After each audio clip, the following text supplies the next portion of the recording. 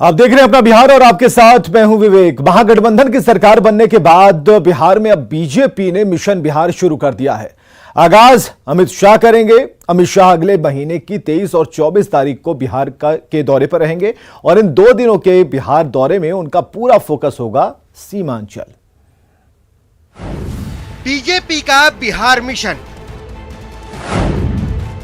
23 सितंबर को बिहार आएंगे अमित शाह।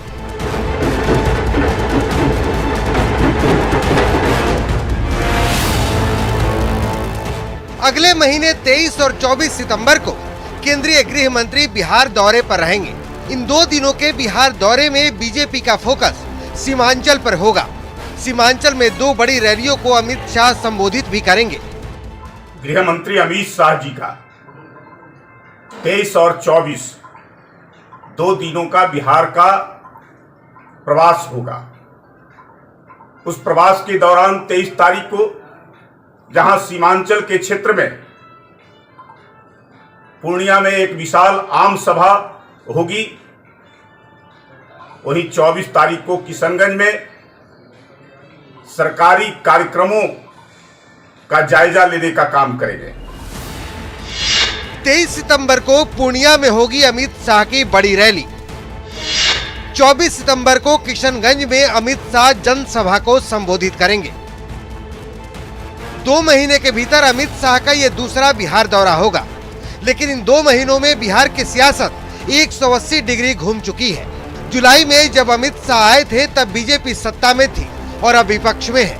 अमित शाह के दौरे से सत्ता के नए साथी जेडीयू, आरजेडी, कांग्रेस की बेचैनी बढ़ती हुई दिख रही है। जनता पार्टी के लोग यहाँ नाक रगड़ेंगे, पैर रगड़ेंगे, सब करेंगे, लेकिन कुछ भी करेंगे, कोई दाल बिहार में नहीं गलने वाली।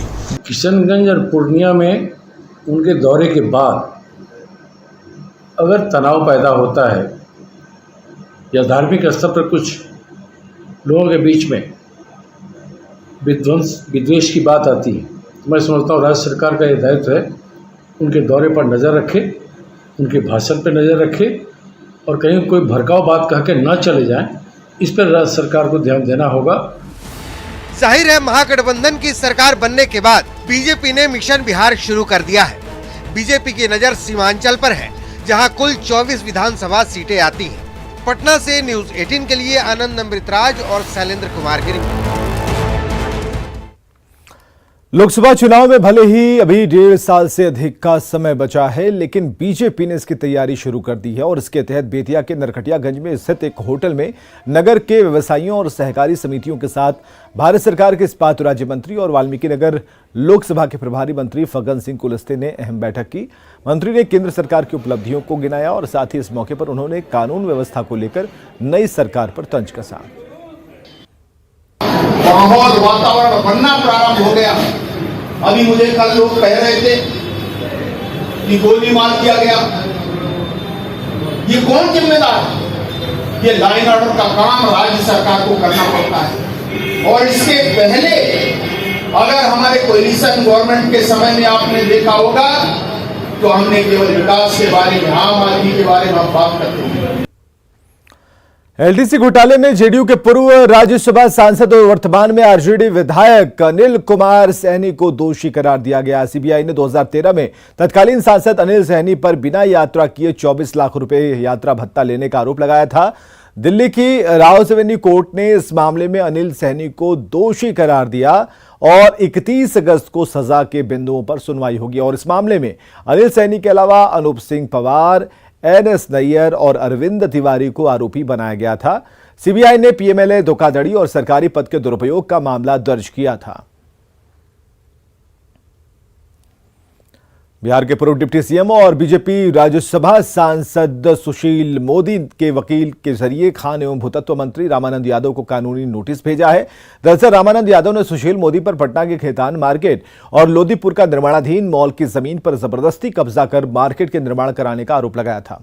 अब सुशील मोदी ने इस मामले में या तो दस्तावेज सार्वजनिक करने या फिर बिहार की जनता से माफी मांगने की मांग की है और ऐसा नहीं करने पर उनके खिलाफ मानहानि का मुकदमा दर्ज करने की चेतावनी दी है। श्री रत्नेश कुशवाहा ने बिहार सरकार के खान एवं भूतत्व मंत्री को एक लीगल नोटिस स्पीड पोस्ट से भेजा है, जिसमें उनसे कहा गया है कि जो उन्होंने मेरे ऊपर आरोप लगाया था कि पटना का खेतान मार्केट और जो लोधीपुर का मॉल है वो सुशील कुमार मोदी का है, इस संबंध में अगर कोई दस्तावेज उनके पास है, 1 सप्ताह के भीतर उन दस्तावेजों को सार्वजनिक करें, अन्यथा बिहार की जनता से माफ़ी मांगें, नहीं तो उनके खिलाफ मानहानि का मुकदमा दर्ज किया जाएगा।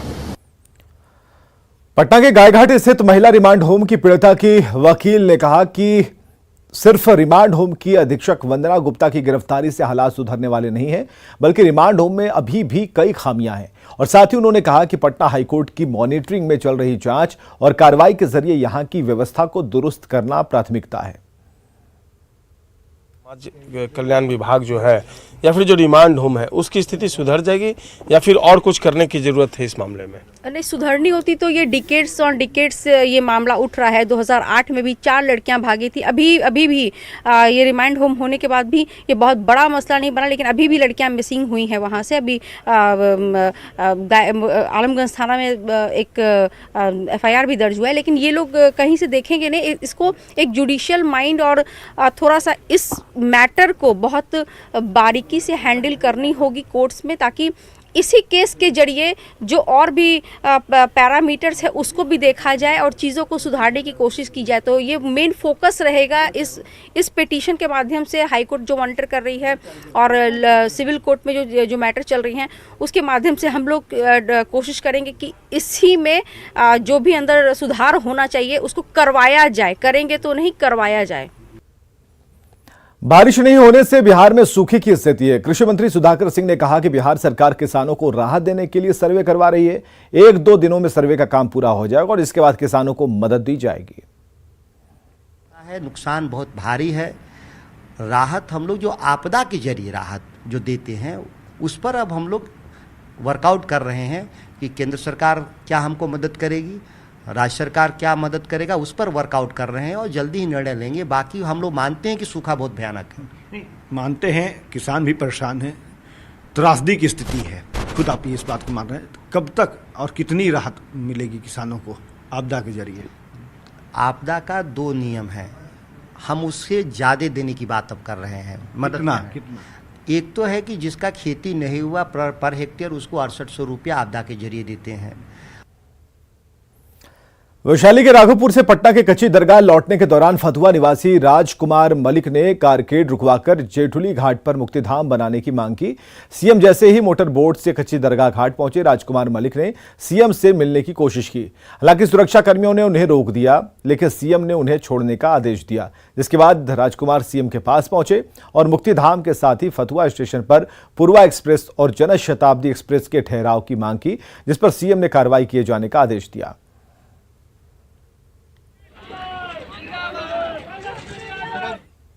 सिवान के महाराजगंज अनुमंडल मुख्यालय स्थित पैरामेडिकल कॉलेज के पुरुष छात्रावास में भोजपुरी गाना और अश्लील फप्तियां के खिलाफ महिला छात्रावास की लड़कियों ने कॉलेज परिसर में जमकर बवाल काटा। वहीं छात्राओं ने अपने बाथरूम में हिडन कैमरा लगाने की भी बात कही। छात्राओं ने छात्रों पर अश्लील मैसेज और फोटो भेजकर ब्लैकमेल करने का आरोप लगाया है। छात्राओं ने परिसर से बॉयज हॉस्टल हटाने की मांग की। यहाँ समस्या है, बस बॉयज हॉस्टल हटाना चाहिए। जहाँ लड़का रहेगा लड़की रहेगा वहीं सब प्रॉब्लम हुआ। यहाँ जब कुछ दिन के लिए यहाँ कुछ प्रॉब्लम था, कॉलेज बंद हो गया था, हम लोग गए थे, सारी 6 लड़की यहीं पे थी। सर को हैंडल करना चाहिए, कम से कम स्टाफ तो देना चाहिए सर को। अच्छा, लड़का लोग सुनने में आता भोजपुरी गाना? हाँ, लड़का लोग भोजपुरी सॉन्ग एनी टाइम बजाते रहता, हर रात को। इसके अलावा भी और कोई आप लोग का कुछ समस्या है यहाँ की व्यवस्था पर? बस बॉयज हॉस्टल हट जाए और यहाँ का बाकी विधि व्यवस्था सब सही है, बेस आपका सही है। आपका दिन से और क्या क्या प्रॉब्लम हो रही है इस GNM कॉलेज में या फार्मेसी कॉलेज में? जब हम यहाँ नहीं थे तब से मेरे साथ हो रहा है। हम कंप्लेन भी किए थे, टेलीग्राम पे मैसेज आ रहा था, तो हम 2 लड़के लोग आइडेंटिफाई करके टीचर से कहे भी थे, और टीचर बोले कि टेलीग्राम पे नंबर शो नहीं कर रहा है तो हम कुछ नहीं कर सकते हैं। तो हम बोले सर जिनको आइडेंटिफाई किए एटलीस्ट उन पे कुछ बोलिए, कुछ करिए। तो बोले कि ठीक है, कुछ बोले नहीं। हम बोले कि सर हम कॉलेज नहीं आएंगे, ऐसा बात है, मेरे आने से पहले ऐसा हो रहा है तो मेरे जाने के बाद क्या होगा? बोले कॉलेज में कुछ नहीं होगा, आओ, बाकी तुम ज़्यादा इंजॉय मत करो, छोड़ो। तो हम ठीक है, हम बोले ठीक है। बिहार में 80% लोग शराबबंदी के पक्ष में हैं। साथ ही सड़क हादसों में 51% की कमी आई है और ये बात सामने आई है एक सर्वे में। और इसके अलावा ये भी बात सामने आई कि कई परिवारों की हर महीने 1 से 3 हज़ार रुपये महीने तक की बचत हुई है। सर्वे में जिन लोगों से राय ली गई उनमें 56% महिलाएं शामिल थीं। 81% महिलाओं ने शराबबंदी का समर्थन किया और 91% ने माना कि घरेलू हिंसा में कमी आई है। सिर्फ 13.8% लोग ही ऐसे मिले जो शराबबंदी कानून के खिलाफ थे। ज़्यादातर लोग जो है वो इस अधिनियम, इस निर्णय के पक्ष में हैं। लोग चाहते हैं कि इसको लागू किया जाए और कड़ाई से लागू किया जाए। लोग चाहते हैं कि इसको और कड़ाई से लागू किया जाए। इसके जो बेनिफिट हैं उसमें सबसे ज़्यादा जो लाभार्थी हैं वो महिलाएं हैं। जो महिला का जो तबका है इस राज्य में पूरी तरह से इस पॉलिसी, इस निर्णय के पक्ष में है और वो चाहते हैं कि इसको और कड़ाई से लागू किया जाए। कि 81% महिलाएं across the caste, race, religion सभी ने इसका सपोर्ट किया कि नहीं, यह जो शराबबंदी है यह सही है, हमारे लिए फ़ायदेमंद है, हमारे परिवार के लिए फ़ायदेमंद है और इसको और सख्त से और इसको ज़्यादा बढ़िया से इसको लगाया जाए। जहानाबाद में अपराधियों ने एक कारोबारी की गोली मारकर हत्या कर दी। मृतक का नाम विपिन शर्मा है जो जमीन और बालू के कारोबार से जुड़ा था और हाल ही में जेल से छूटकर आया था। मामला श्यामनगर मोहल्ले का है। विपिन शर्मा को 3 गोलियां मारी गई हैं। गोली चलने की आवाज सुनकर जब उनकी पत्नी बाहर निकली तो देखा कि विपिन शर्मा लहूलुहान है। गोली किसने मारी ये पता नहीं चल सका। उनकी पत्नी के मुताबिक विपिन का कई लोगों से विवाद चल रहा था। विपिन के गोली मारल मुझे हाथ में गाड़िया उड़िया ले गिरल रोडवा पर तो दौड़ल गिरी तो देखी थी तो वैसे ही गिरल थी, वैसे ही पड़ल। क्या गोली चला वहाँ पे? 3 गोली चल रही। किसी से पहले से बात भी बात था क्या? दुश्मनी वगैरह बहुत है, जगह जगह के लेके बड़ी बड़ी आदमी गवाली लगे। और पटना से बड़ी खबर, बेटा में युवक की गोली मारकर हत्या कर दी गई है। मृतक का नाम सुरेंद्र पासवान बताया जा रहा है। गोलीबारी में 3 लोग जख्मी हुए हैं। बड़ी खबर बेटा से, जहां युवक की गोली मारकर हत्या की गई है। सुरेंद्र पासवान नाम बताया जा रहा और 3 लोग और हैं जो कि गोलीबारी में जख्मी हुए हैं। मुजफ्फरपुर के मोतीपुर सीएससी में फंगस लगी दवा बांटने से हड़कंप मच गया। हालांकि मामला सामने आने के तुरंत बाद दवा बांटने पर रोक लगा दी गई। सीएससी में बी कॉम्प्लेक्स की दवा बांटी गई थी जिसमें फंगस लगा था और इसके बाद प्रभारी ने तत्काल जांच की और दवा बांटने पर रोक लगा दी। सिविल सर्जन ने बताया कि सभी पीएससी को जांच के बाद दवा बांटने का आदेश दिया गया है। समस्तीपुर में बीजेपी नेता की हत्या का मामला लगातार तूल पकड़ता जा रहा है। कार्यकर्ताओं के साथ व्यवसायी वर्ग में आक्रोश है। हत्याकांड के विरोध में स्वर्णकार व्यवसायी और कारीगरों ने कैंडल मार्च निकाला। कारोबारियों ने पुलिस की कार्यशैली पर सवाल खड़े करते हुए कहा कि शहर में चुन चुनकर स्वर्ण कारोबारियों को निशाना बनाया जा रहा है, लेकिन पुलिस है कि हाथ पर हाथ धरे बैठी है। स्वर्ण व्यवसायी रघुवीर कुमार उर्फ नाथो जी की गोली मारकर निर्मम हत्या कर दी गई और ये हत्या कोई नई बात नहीं है। नीतीश की सुशासन सरकार में जिस तरीके से स्वर्ण व्यवसायियों को चुन चुन के निशाना बनाया जा रहा है, ये सरकार के लिए चुल्लू भर पानी में डूब मरने वाली बात है। मैं सरकार से और साथ ही जिला प्रशासन से आग्रह करता हूँ कि जल्द से जल्द हत्यारों को पकड़ा जाए, अन्यथा हम लोग चरणबद्ध आंदोलन पे बाध्य होंगे। और जिस तरीके से स्वर्ण व्यवसायियों को चुन चुन के निशाना बनाया जा रहा है। बीजेपी राज्यसभा सांसद सुशील मोदी ने गया के विष्णुपद मंदिर में पूजा अर्चना की और इसके साथ ही वो देवघाट गए और वहां उन्होंने रबर डैम का जायजा लिया। इस मौके पर सुशील मोदी ने कहा कि विष्णुपद मंदिर में गैर हिंदुओं का प्रवेश करना वर्जित है। बावजूद इसके बिहार सरकार के IT मंत्री मोहम्मद इसराइल मंसूरी मंदिर के अंदर प्रवेश कर गए। उन्हें ऐसा नहीं करना चाहिए था और अगर उन्होंने भूल से ऐसा किया तो उन्हें खेद प्रकट करना चाहिए। जब विष्णुपद मंदिर में ये स्पष्ट लिखा है कि no admittance for non Hindus, Hindu प्रवेश निषेध, तो वैसी स्थिति में किसी को भी जो परंपरा है, जो नियम है, उसको तोड़ना नहीं चाहिए। जो पवित्र मक्का शहर है, जब मक्का जो मुसलमानों का सबसे पवित्र स्थल है, वहाँ तो शहर के अंदर भी कोई गैर मुस्लिम जो है वो प्रवेश नहीं कर सकता है। माननीय मुख्यमंत्री को उसको रोकना चाहिए था। और अगर कहीं कोई यह कहे कि मैं गलती से चला गया, तो मंसूरी साहब ने ये स्वीकार नहीं किया कि गलती से चले गए, तो उनको कहना चाहिए था सार्वजनिक तौर पर कि मैं खेद प्रकट करता हूं और मुझे नहीं मालूम था, मैं गलती से चला गया। राष्ट्रीय खेल दिवस के मौके पर पटना में राज्य के 211 खिलाड़ियों और 6 प्रशिक्षकों को सम्मानित किया गया। ऊर्जा सभागार में हुए कार्यक्रम में डिप्टी सीएम तेजस्वी यादव ने खिलाड़ियों और प्रशिक्षकों को सम्मानित किया। इस मौके पर तेजस्वी यादव ने बिहार के खिलाड़ियों को बिहार में ही बेहतर सुविधाएं मुहैया कराने का भरोसा दिया है। बिहार सरकार के कला, संस्कृति एवं युवा विभाग की ओर से बिहार खेल सम्मान का आयोजन किया गया था। सर रह गया था कि भाई हाँ, हम बिहार के लोग हैं तो हम लोग,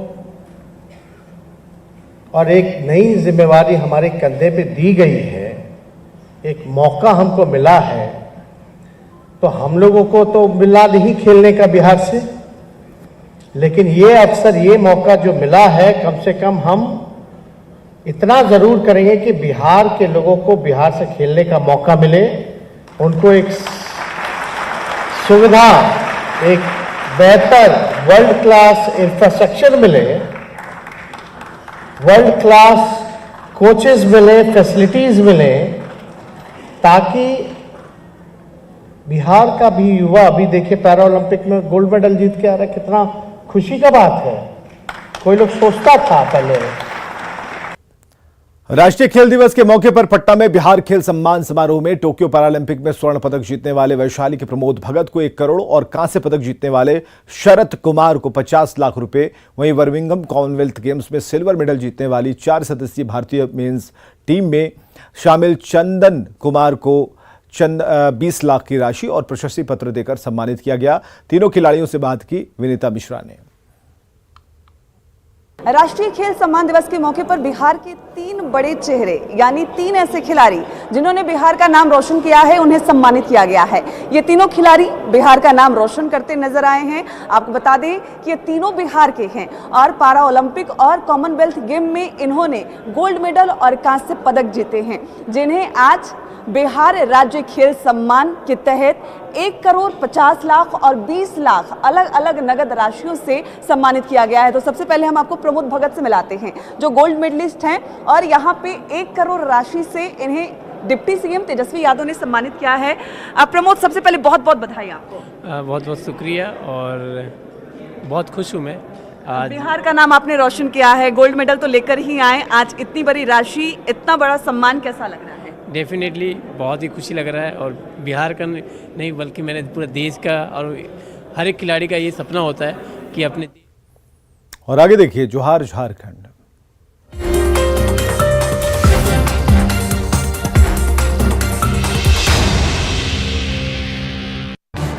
इस न्यूज हेडलाइंस के प्रायोजक